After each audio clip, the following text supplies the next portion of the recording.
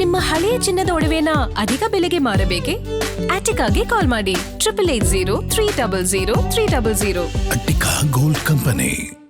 ಚಿಕ್ಕಮಗಳೂರಲ್ಲಿ ಕೈ ಮತ್ತು ಕಮಲ ಕಾರ್ಯಕರ್ತರ ಕಿರಿಕ್ ವಿಚಾರ. ಮುಸ್ಲಿಂ ಸಮುದಾಯದ ಬಗ್ಗೆ ಅವಹೇಳನಕಾರಿ ಪದ ಬಳಕೆಯ ಆರೋಪ ಕೇಳಿಬರ್ತಾ ಇದೆ. ಬಿಜೆಪಿ ಯುವ ಮೋರ್ಚಾ ಜಿಲ್ಲಾಧ್ಯಕ್ಷರ ಮೇಲೆ ಮತ್ತೊಂದು ಎಫ್ಐಆರ್ ದಾಖಲಾಗಿದೆ.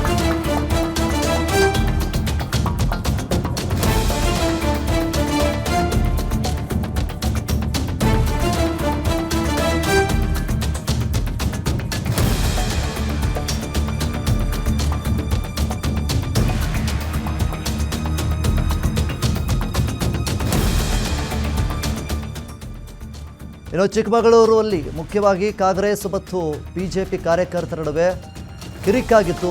ಆ ಸಂದರ್ಭದಲ್ಲಿ ಮುಸ್ಲಿಂ ಸಮುದಾಯದ ಬಗ್ಗೆ ಅವಹೇಳನಕಾರಿಯಾದಂತಹ ಪದಗಳನ್ನು ಬಳಕೆ ಮಾಡಿದ್ದಾರೆ ಅಂಥೇಳಿ ಆರೋಪಗಳು ಕೂಡ ಕೇಳಿಬರ್ತಾ ಇದೆ.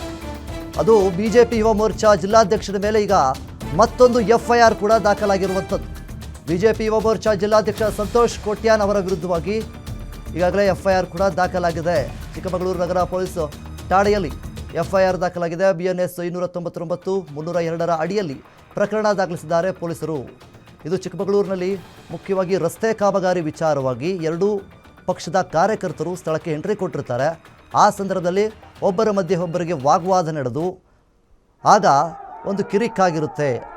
ಆ ಸಂದರ್ಭದಲ್ಲಿ ಅಲ್ಲಿದ್ದಂತಹ ವ್ಯಕ್ತಿ ಬಿಜೆಪಿಯ ಯುವ ಮೋರ್ಚಾ ಜಿಲ್ಲಾಧ್ಯಕ್ಷ ಸಂತೋಷ್ ಅನ್ನುವಂಥವರು ಏನು ಹೇಳ್ತಾರೆ, ಅವಹೇಳನಕಾರಿಯಾದಂತಹ ಮಾತುಗಳನ್ನು, ಮುಸ್ಲಿಂ ಸಮುದಾಯವನ್ನು ಅವಹೇಳನಕಾರಿಯಾದಂತಹ ಮಾತುಗಳನ್ನು ಆಡ್ತಾರೆ. ಇದು ಒಂದು ವಿಡಿಯೋಗಳನ್ನು ಕೂಡ ಮಾಡಿರ್ತಾರೆ. ಆ ಒಂದು ವಿಡಿಯೋ ಕೂಡ ಸಾಮಾಜಿಕ ಜಾಲತಾಣದಲ್ಲಿ ವೈರಲ್ ಆಗಿರುತ್ತೆ.